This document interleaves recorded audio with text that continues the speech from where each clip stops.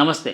యుద్ధం ఇక ఆగిపోతుంది, శాశ్వత శాంతి ఒప్పందం కుదురుతుంది అని భావించేలోపే యుద్ధం మరోసారి వచ్చేసింది.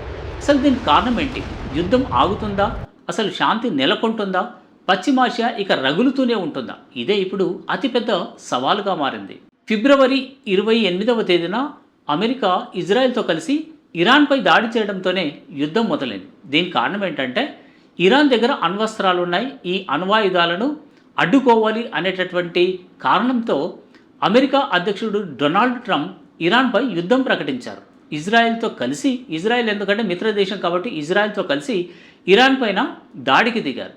సో అక్కడ ఇరాన్లో ఉన్నటువంటి అణ్వాయుధాల కేంద్రాలు కావచ్చు, యురేనియం శుద్ధి చేసినటువంటి కేంద్రాలపైన కావచ్చు, అమెరికా భీకరమైనటువంటి దాడులు చేసింది. సో ఈ దాడులతో ఇరాన్ ప్రతి దాడులకు దిగింది. అంటే తనను తాను రక్షించుకోవడానికి అటు ఇజ్రాయెల్ పైన ప్రతి దాడులకు దిగింది.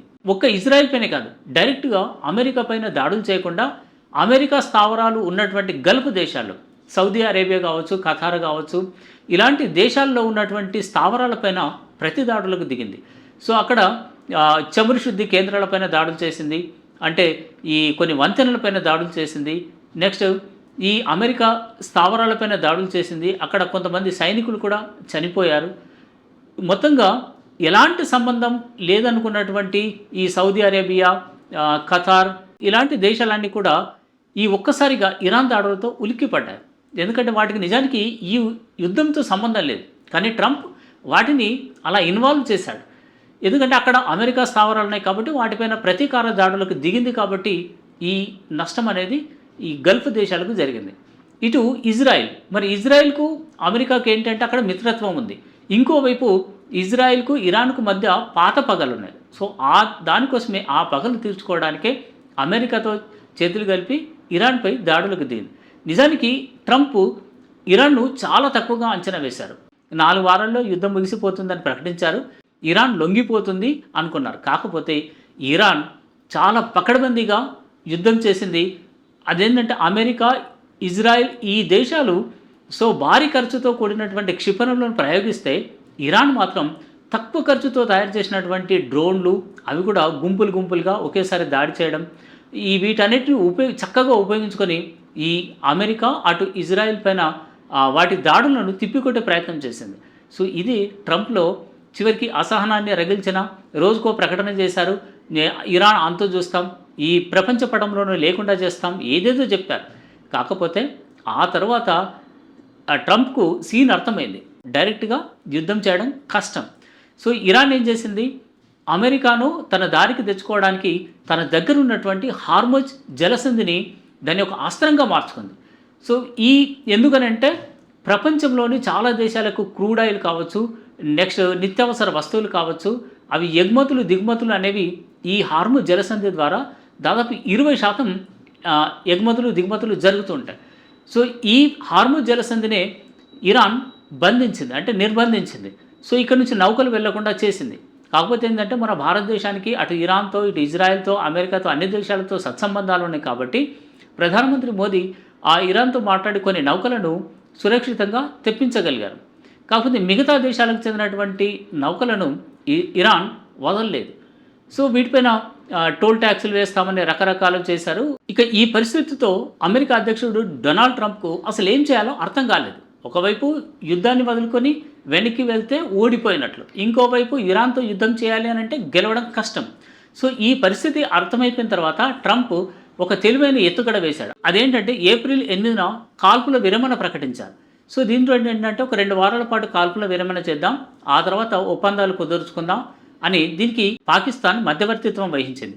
సో పాకిస్తాన్ కేంద్రంగా 2 సార్లు చర్చలు జరిగినా ఆ 2 కూడా సఫలం కాలేదు.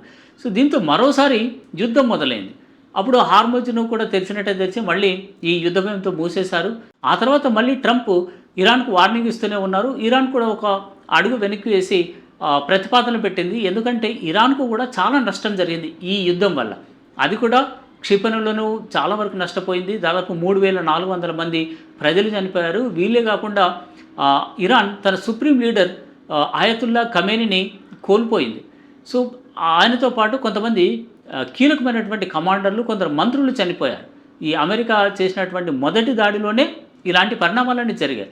ఈ పరిణామాలతోని ఇక ఇరాన్ ఒక అడుగు వెనక్కి వేసినట్టే వేసి కొన్ని ప్రతిపాదనలు చేసింది. దానికి ట్రంప్ మాత్రం తిరస్కరించారు. ఇక చివరికి ఫ్రాన్స్ వేదికగా మరోసారి శాశ్వత శాంతి చర్చలు జరుగుతాయి అని ప్రకటించారు. ఆ తర్వాత 60 రోజుల పాటు తాత్కాలిక ఒప్పందం కుదుర్చుకున్నారు. దీని ప్రకారం ఏంటంటే ఈ 60 రోజుల పాటు ఎవరు ఎవరిని కవ్వించకూడదు.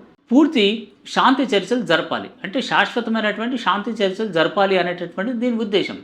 కాకపోతే ఈ ఒప్పందం పైన ట్రంప్ అటు ఇజ్రాయెల్‌ని వదిలేసి తను అండ్ ఇరాన్ ఈ రెండే సంతకాలు చేశారు. అటు ఇజ్రాయెల్ మాత్రం ట్రంప్ ప్రతిపాదనను ఒప్పుకోలేదు. ఎందుకనంటే ఇజ్రాయెల్ ఏం డిమాండ్ చేస్తుందంటే లెబనాన్ను అందులో నుంచి మినహాయించాలి. ఇక్కడ లెబనాన్కు ఇజ్రాయెల్కి ఏంటి పగ అంటే ఇరాన్కు లెబనాన్లో ఉన్నటువంటి హెజ్బొల్లా, అటు పాలస్తీనాలోని గాజాలో ఉన్నటువంటి హమాస్ అండ్ ఇంకోటి హౌతీ, ఈ మూడు ఇరాన్కు ఫ్రెండ్స్. సో వీటిని వదిలేసి ఇరాన్ ఒప్పందం కుదుర్చుకోలేదు. కాకపోతే ఇజ్రాయెల్ ఏమంటుందంటే ఈ హెజ్బొల్లాను వదిలేయాలి. ఎందుకంటే హెజ్బొల్లాకు ఇజ్రాయెల్కు పగలు చాలానే ముదిరాయి. ఈ హెజ్బొల్లా అనేది లెబనాన్లో ఉంది. ఈ ఒప్పందం కుదిరిన మరుసటి రోజే ఇజ్రాయెల్ ఏం చేసింది, లెబనాన్లోని హెజ్బొల్లాపై దాడులు చేసింది. దీనికి ప్రతిగా హెజ్బొల్లా కూడా ఇజ్రాయెల్ పైన దాడులు చేసింది. సో ఈ ఒప్పందం కుదిరిన మరుసటి రోజే ఈ ఒప్పందానికి తూట్లు పడినట్టయింది.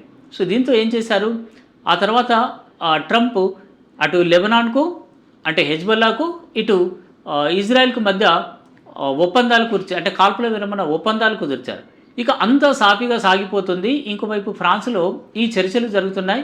అటు శాశ్వత శాంతి చర్చలు జరుగుతుండగా ఇరాన్ ఏం చేసిందంటే హార్ముజ్ పైన ఉన్నటువంటి ఆంక్షలను ఎత్తేసింది. అంటే అక్కడ నుంచి నౌకలకు అన్ని నౌకలకు రవాణా చేయడానికి వీలు కల్పించింది. సో అప్పటికే తొలి రోజు కొన్ని నౌకలు కూడా వెళ్ళాయి. ఆ తర్వాత అందులో అమర్చినటువంటి ఈ సీ మైన్స్ను తొలగించడానికి ఇరాన్ ప్రయత్నిస్తోంది. అటు ఇంకోవైపు వాటిని తొలగించడానికి బ్రిటన్ ఒక భారీ నౌకను పంపించింది. సో మొత్తంగా ఈ ప్రయత్నాలన్నీ సాఫీగా సాగిపోతున్నాయి అనుకునే టైంలో ఇక్కడ ఒక నౌక పైన దాడి జరిగింది. ఆ నౌక అమెరికాది. దాడి చేసింది ఇరాన్ అనేటటువంటిది ట్రంప్ ఆరోపణ. దానికి ఇరాన్ ఖండిస్తుంది. సో ఈ ఆరోపణలతో అమెరికా ఇరాన్పై దాడులకు దిగింది. దీంతో రగిలిపోయినటువంటి ఇరాన్ గల్ఫ్ దేశాల్లో ఉన్నటువంటి అమెరికా స్థావరాలపైన ప్రతి దాడులు చేస్తుంది. సో వీటన్నిటితో యుద్ధం కథ మళ్ళీ మొదటికి వచ్చింది. సో మరి ఇప్పుడు ఈ 60 రోజులు మన తాత్కాలిక శాంతి ఒప్పందం అని చేసుకున్నటువంటిది దానికి తూట్లు పడినట్టయింది. సో మరోసారి ఈ శాంతి చర్చలు ముందుకు సాగుతాయా లేకుంటే యుద్ధం కంటిన్యూ అవుతుందా అనేది ఇప్పుడు ప్రశ్నార్థకంగా మారింది. హార్ముజ్ జలసంధిని తెరవగానే ఒక్కసారిగా బ్రెంట్ క్రూడ్ ఆయిల్ ధర ఒక బ్యారెల్కు $72 పడిపోయింది. అంతకుముందు ఒక దశలో ఒక బ్రెంట్ క్రూడ్ ఆయిల్ బ్యారెల్ ధర $120 పెరిగింది. దాంతో ఒక్కసారిగా ప్రపంచవ్యాప్తంగా ధరలు బగ్గుమన్నాయి. సో మన దగ్గర ఏంటిదంటే కేంద్ర ప్రభుత్వం ఆయిల్ కంపెనీలకు సబ్సిడీలు ఇచ్చింది కాబట్టి ఆ భారం వినియోగదారులపైన పడలేదు. ఆ తర్వాత ఆయిల్ కంపెనీలు పెట్రోల్, డీజిల్, గ్యాస్ ఇవన్నీ కూడా పెంచాయి. ఆ తర్వాత దిగి వస్తాయి ఈ ధరలు అనుకునే లోపు ఇప్పుడు మళ్ళీ యుద్ధం మొదలైంది. ఈ కథ మొదటికి వచ్చింది. మరి ట్రంప్ యుద్ధాన్ని ఆపడానికి మళ్ళీ ప్రయత్నిస్తారా, యుద్ధం ఆపుతారా, లేకుంటే దీన్ని కొనసాగించే ప్రయత్నం చేస్తారా? పశ్చిమాసియా మళ్ళీ రగులుతూనే ఉంటుందా, మళ్ళీ ఈ మారణ హోమం తప్పదా అనేది వేచి చూడాల్సిందే. నమస్తే.